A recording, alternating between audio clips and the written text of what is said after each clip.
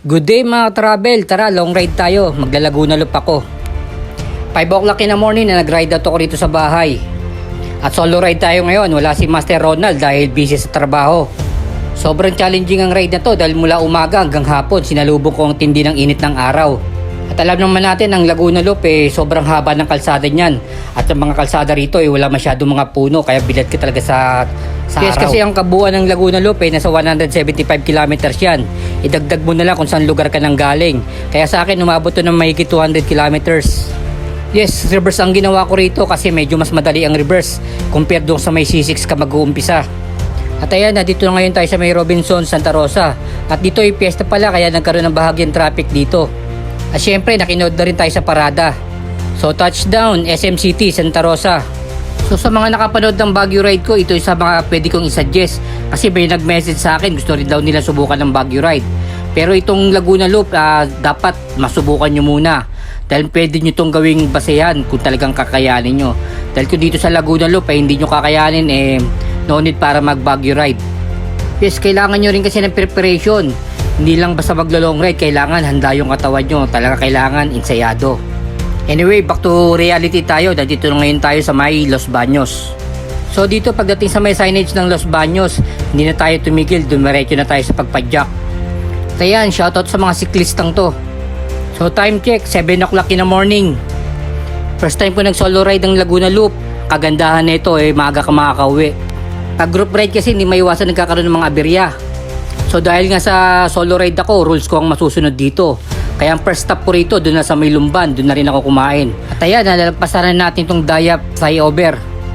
So dito, diretso lang tayo sa pagbadyak, wala pa tayong pahinga nito. Dito, napakahaba ng kalsada rito, parang disyerto. So mula rito, sako pa rin to ng Kalawan, ganyang kahaba yung kalsadang yan. So dahil nga summer sa mga panahon na to, isa ito sa mga nagpahirap sa akin sa ride na to. At dyan sa may left side, yan yung papuntang Tayak Hills sa may proper ng Kalawan. Sobrang init at ang haba ng kalsada. At ito ang unang stopover ko, hindi para kumain kundi para magbawas. Tawag ng kalikasan. At ayan, diretso padyak na uli hanggang sa marting natin ang arko ng Victoria, ang lugar ng mga itik. At ito, paglagpas ko ng arko ng Victoria, meron nakipagkilala sa akin isang matandang siklista. Kakabuyaw siya pero ang punta niya sa Pagsanghan, magsisimba daw siya ron. Anong pangalan niyo kuya? Anong pangalan niyo? Bensi? Wala kasabay ko dito sa Laguna. Paano siya? Pagsanghan no kuya no? 70 plus ang edad ni kuya rito pero napakalakas pa rin pumadyak. At dito medyo nalibang ako sa pagbabike dahil pala yung kwentuhan namin ni kuya. Pero kumalas din siya sa akin dito pagdating sa may Pagsanghan. At dito bumuntot lang ako sa naka-road bike. At approaching na rin kami sa may Santa Cruz. So time check, 8:25 in the morning. So dito paglagpas natin ng arko ng Santa Cruz, konting padyak lang, ang susunod na bayan dito ay Pagsanghan na. At ayan ang unang arko ng Pagsanghan. So first time ko nag Laguna Loop ng 100 kilometers nang wala pang pahinga. So medyo na-amaze din talaga ako sa ride na to. Yes, mamaya papakita ko sa inyo kung ilang kilometers na yung natakbo ko according kay Strava. At ayan, papasok na tayo ng historical art ng Pagsanghan. So dito maya kakalas na rin si kuya yung sumabay sa akin. Kasi agad Pagsanghan lang siya at magsisimba daw siya. Kaliwa na ako kuya. Sige. O, ingat kayo, ingat. At dito nga pagpasok mo ng bayan ng Pagsanghan, dito makikita yung mga lumang bahay, parang panahon pa ng Kastila. So dito papasok na rin tayo ng arko ng Lumban. At ito pagpasok natin ng Lumban, naghanap na tayo rito ng makakainan. So ito yung unang first 100 kilometers ko guys, ito rin yung unang pahinga ko. At ayan, umorder na ako rito ng makakain ko. Ayan ang ebidensya, 100 kilometers. So time check, 10:45 AM. At dahil sa sobrang init, ayan, nagtubas na ako rito para protection na rin sa mukha ko dahil nagiging negro na talaga ako. Ayan, dumudungo na yung mga kabundukan, nagpapahiwatig na. So dito may signage ng Pacaliaraya sa may right side pero diretso tayo guys kasi mabitak tayo.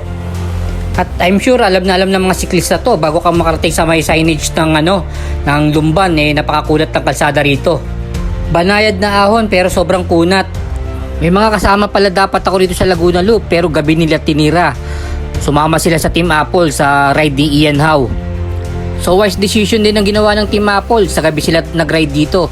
Kasi kung sa umaga sila ay talagang matindi ang init tulad ng naranasan ko rito. At ayan, dito na tayo sa may Welcome Kalayaan. At dito nga may mahabang lusong hanggang Paiti Laguna na to. At dyan naman sa may right side, sa may gasoline station, pag lumiko ka dyan, dire-diretso yan papunta ng Tatlong Cruz. At ayun sa may right side, yan yung papunta ng bayan ng Paite. Pero dito tayo sa may left side. So dito, approaching naman tayo sa susunod na bayan, ang Pangil. So dito may kahabaan tong kalsadang to, pero hindi tayo pwedeng huminto. Tuloy lang tayo sa pagbadya kahit mainit ang panahon. So dito kailangan mo talaga mataas ang stamina mo sa araw. Kasi kung hindi, talagang bibigay ka rito at mahahapo ka kagad. Ayan, meron dito mga construction site oh. So dito buti na lang malakas yung hangin, kaya kahit papaano nakakapigil ng init ng araw. So expected ko naman ganito kainit kasi alam kong summer. Pero hindi na rin naman kasi bago sa akin yung mga ganito. Bilang isang siklista, alam na natin yan, sanay tayo sa init ng araw. So dito tamang overlooking lang tayo sa mga gandang paligid para kahit papaano iwas bagot sa ride. So dito ang sunod na bayan na madadaanan natin ay ang bayan ng Pami. At dito tamang iwas lang tayo sa may palay. Oo, kalsada yan pero respeto na rin syempre, di ba? At ayan, si Haring Araw, buhay na buhay. At dito tamang sightseeing lang tayo sa magagandang tanawin ng kabundukan ng Laguna. So mula rito, fast forward na natin. Dito na tayo sa parte ng Mabitak. So sumula nang huminto tayo sa may Lumban para kumain. Hanggang dito sa may Mabitak bago umahon na hindi ako nagpahinga. Dire-diretsong ride natin. At yan ang malaking pagkakamali ko. Kasi nga ang Mabitak climb na siguro nasa 5 up to 7 kilometers yan. Kaya medyo mahirap na rin sa parte ko na tumatakbo na ng mahigit 100 kilometers. At ayan, mapapansin nyo, nag-iiba ng gradient ng kalsada, pataas ng pataas sa mga ahon dito. At ayun, sa bandang unahan, may dalawang siklista ako natatanaw. Nakasabay ko yan dito habang umaahon sa may Mabitak. Napansin ko, hirap na hirap yung dalawang yan dahil mga nakayuko na sa ahon. Sir, nagbablog tayo. Habang ko kayo ha. Bike travel. Apat pala yan sila at yung dalawa nilang kasama nandun na sa taas. Mga taga-antipolo sila. At yung isa nilang kasama na nag-aantay sa itaas ay nakakwentuhan ko pa. Kaya nalaman ko kung taga-saan sila, mga taga-antipolo. At binalikan din sila ng isa nilang kasama dahil kanina pa sila inaantay. So para sa akin, hindi rin talaga biro tong Mabitak climb. Kasi sa haba nito, kahit medyo may pagkabanayad siya, papatayin ka nito sa haba ng ahon dito. At dito nakatikim rin tayo ng recovery kahit paano nakapagpahinga. At sa mga pagkakataong to, parang gusto ko na rin tumuko dahil mula sa Lumban, hindi pa tayo nagpapahinga. At dito nga, sunod-sunod na rin yung mga matataas na ahon. Parang gusto ko na talagang tumukod o magpahinga rito. Pero dito kasi kung hihinto ko, masisira yung momento ko sa pag-ahon. Kaya tiniis ko na lang hanggang sa makita ko na lang yung signage ng Mabitak. Ayan na, konti na lang, makapagpahinga tayo.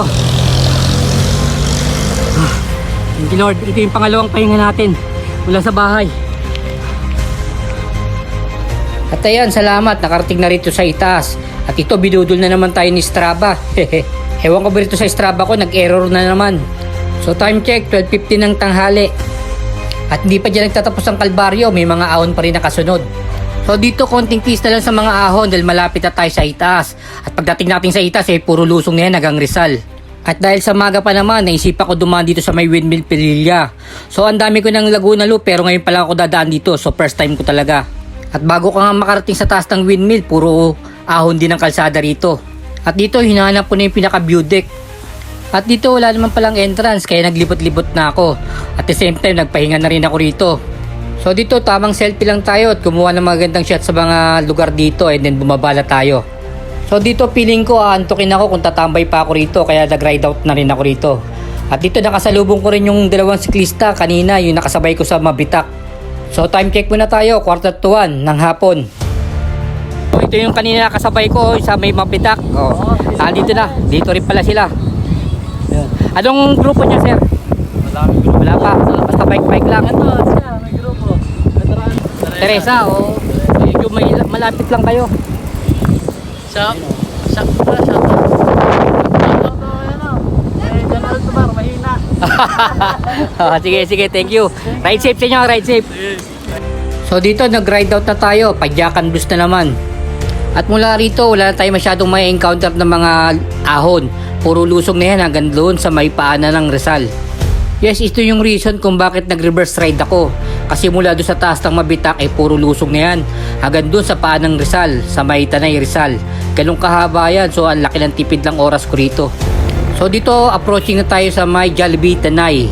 At dyan sa may right side, yan yung papuntang Daranac Falls at papuntang Infanta, Quezon. At ayan, papasok na rin tayo ng bayan ng Morong. At shoutout sa mga siklistang to, malamang galing ng Daranac yan, yung mga ganyang pormahan. At dito, nagmerienda na ako sa may 7-Eleven. Sa haba ng pinadyak ko, siguro naman deserve ko magmerienda rito. Hindi naman halata tayong gutom dito, di ba? At ayan, ayon kay Strava, kayo nang balang humatol kung totoo yung kilometers na tinakbo ko. So time check, 2:25 ng hapon. At ayan, papasok na rin tayo ng arko ng Cardona. So dito sa bayan ng Cardona, may mga certain place din dito na matataas pa rin ang mga ahon. Pero konting tis-tis lang dahil paglabas mo ng bayan ng Cardona ay puro patag na yan. At dito, papasok na rin tayo ng bayan ng Angono. So after ng Angono, ang susunod na bayan dito ay Taytay Rizal. So touchdown, SM Angono. At ayan, nakapasok na rin tayo ng bayan ng Taytay. So nandito tayo sa Taytay Market. At dito, maganda na rin pala yung kalsada rito. Not like before nung dumadaan ako rito, rough road pa to. At ayan, ang ganda ng munisipyo nila. At ayan, nandito na rin tayo sa may C6 Road. At tagpalabig na rin tayo dito para may mainom tayo dahil sobrang init ng panahon. At ayan, binudol na naman tayo ni Strava. So time check, 4:30 PM. Dito sa may C6 Road, dito na tayo dumaan sa may pinakagilid para kahit paano magkaroon tayo ng lilim dahil kanina pa tayo bilad sa araw. And finally, nandito na rin tayo sa may Sukat Parañaque. So meaning malapit na tayo makauwi nito. So dito na ako dumaan sa may Alabang. And then nag-BFOMS ako pauwi sa amin. So hanggang dito na lang po mga ka-travel. Maraming salamat po sa panonood.